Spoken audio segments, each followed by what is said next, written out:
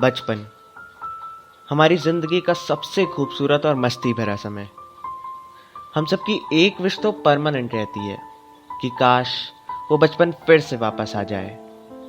और ऐसी विश हो भी क्यों ना, बचपन होता ही है कमाल का।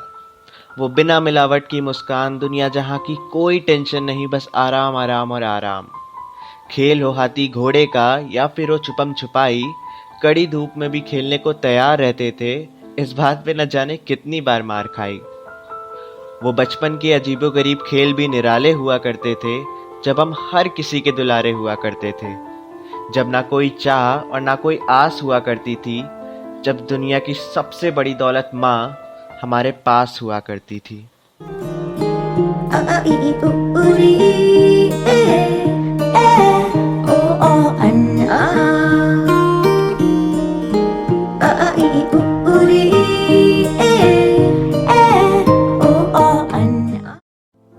खैर, ये तो था हम सबका बचपन, पर शायद उस नन्ही सी जान को ये सब महसूस करने का कभी मौका ही नहीं मिला।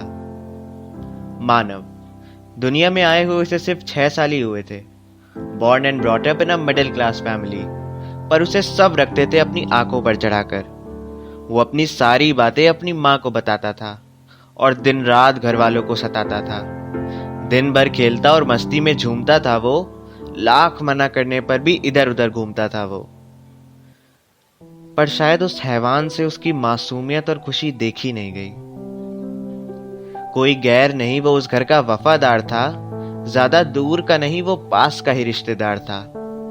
टॉफीज और चॉकलेट्स वो मानव के लिए हर बार लाता था, और हफ्ते में 3-4 बार उसके घर जाना तो हो ही जाता था। वो दिन था दिवाली का, उस बच्चे की बर्बादी का।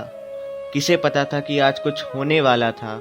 उस मासूम का बचपन हमेशा के लिए खोने वाला था। उस दिन मानव को उसने पहली बार गलत तरीके से छुआ।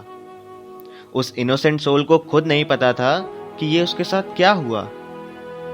उसकी रंगीन जिंदगी को उस जालिम ने सफेद कफन कर दिया, और उसकी चीखों को उसने अपने हाथों से उसके अंदर ही दफन कर दिया। हाँ, माना कि उसकी चीखें किसी को सुनाई नहीं दी, पर दर्द तो बहुत हुआ होगा ना उसे। वो जालिम तब तक ना रुका जब तक उसके नाजुक शरीर से खून नहीं बहने लगा। नन्ही सी एक जान ने अपना बचपन खोया, खौफ की मैली चादर ओढ़ के सोया। बेबस अकेला बेजुबान चुपचाप रोया। जब थोड़ी देर बाद माँ ने उसके शरीर पर खून देखा तो उन्हें लगा कि खेल खेल में कहीं लग गई होगी, क्योंकि दिन भी तो दिवाली का था।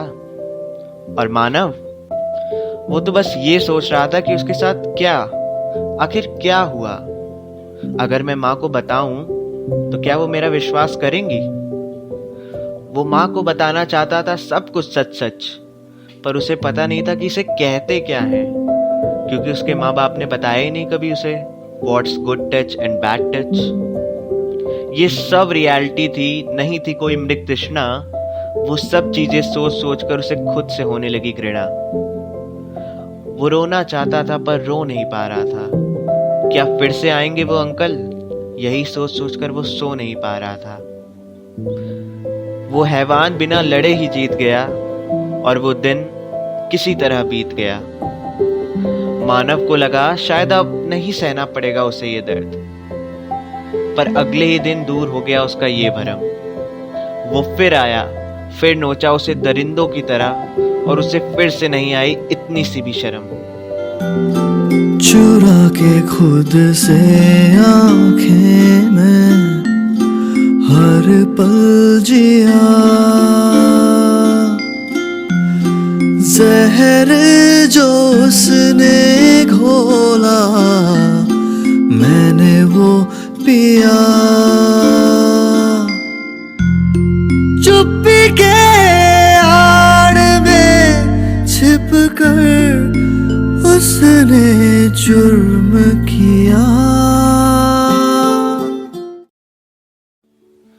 वो मासूम इस दर्द को सह नहीं पा रहा था। उलझने तो कई थी उसके अंदर, पर शायद किसी से कह नहीं पा रहा था।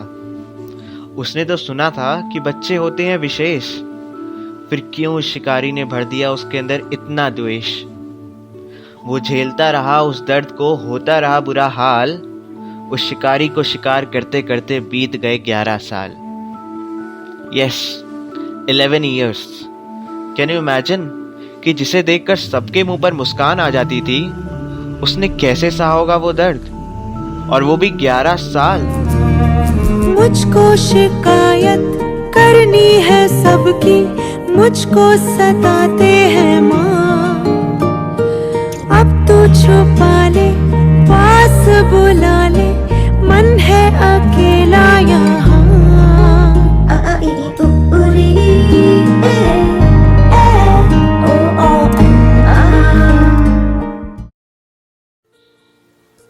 नाउ द डे केम, जब उसने अपनी सारी हिम्मत इकट्ठा करी और अपनी माँ को इशारों इशारों में सब कुछ बताना चाहा। उसने कहा, माँ वो इंसान मुझे सच्चा नहीं लगता है, उसका छूना मुझे अच्छा नहीं लगता है। माँ मुझे उससे दूर रहना है, उसका अजीब तरह से घूरना मुझे अब और नहीं सहना है। पर उसकी माँ उलझी थी रिश्तों के भंवर में। ये बात सुन के उसकी माँ थोड़ी डरी, थोड़ी सहमी, फिर आखिर में दिल तोड़ दिया उसका ये कहकर कि तुझे हुई होगी कोई गलतफहमी। That's it. That was his first and final attempt to tell everything to his mom. वो समझ चुका था कि उसका कोई विश्वास नहीं करेगा। उसने ठान लिया था कि आज के बाद वो किसी से कोई आस नहीं करेगा।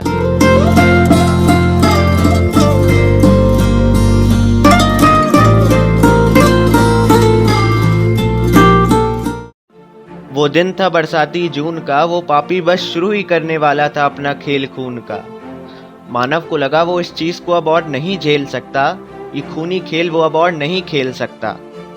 जैसे ही उस दरिंदे ने पकड़ना चाहा उस मासूम को केज में, मानव ने पूरी हिम्मत जुटाई और चिल्ला दिया तेज से। उसकी चीख सुन के उस हैवान का पूरा शरीर कांप गया। वो हैवान इतनी जोर से भागा बाहर कि उसका दिल हाफ गया। मानव इतना खुश हुआ क्योंकि वो दिन था उसकी रिहाई का। उसके आत्मविश्वास ने उसका ऐसे साथ दिया जैसे कलम को मिल गया हो साथ स्याही का। जुबां पर लगा वो ताला खुल रहा है धीरे धीरे, हौले हौले। मेरी नहीं कोई खता ये पता चला है धीरे धीरे, हौले हौले। That's it? इतना आसान था ये करना? मानव को तो विश्वास ही नहीं हुआ इन सब पर क्यों लगी उसे इतनी देर? क्यों उसे 11 साल लगे इस छोटे से कदम को उठाने के लिए? क्यों रहा वो 11 साल डिप्रेशन में? इन सब का जवाब है उसके माँ बाप। जब उन्हें पता था कि इस जुर्म का शिकार है हर दूसरा बच्चा, तो क्यों नहीं माना उसकी माँ ने कि उसका लाल था सच्चा? क्यों नहीं बताया उसे what's the difference between good and bad touch? क्या सिर्फ इसलिए कि ये बात बताने में उन्हें शर्म आती थी टू मच? उसके सब सच सच बताने पर क्यों मानव को ही कोसा? गैरों पर क्यों, अपने बच्चे पर क्यों नहीं किया भरोसा? हमेशा उसे सिर्फ इस बात की हिदायत दी कि बेटा साइकिल तेज मत चलाया करो, लग जाएगी तुझे चोट। अरे थोड़ा सा ज्ञान प्यार और हवस का भी दे देते उसको, तो शायद आज उसमें ना होता ये खोट। कभी क्यों नहीं सोचा हमने उस नन्ही सी जान के बारे में जो बैठी थी किसी कोने में चुपचाप घुटती, क्योंकि शायद हमें तो बस सोशल मीडिया का ट्रेंड फॉलो करना था, #जस्टिस फॉर छोटा भीम की चुटकी। मानव की तरह न जाने कितने बच्चे अपना बचपन खो बैठते हैं। कुछ निकल पाते हैं इस डिप्रेशन से, तो कुछ हर साल अपनी जान से हाथ धो बैठते हैं। तो आओ आज ये निश्चय करें कि अपने बच्चों को हम एजुकेट करेंगे कि गुड टच और बैड टच में फर्क क्या होता है, ताकि अगली बार किसी मानव को ये समझने में 11 साल न लग जाए।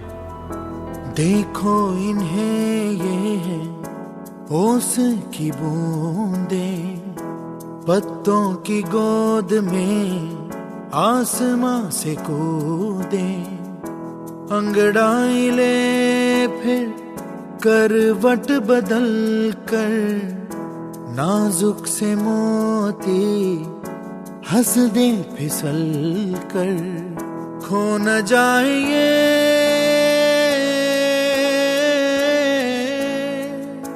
तारे ज़मीं पर।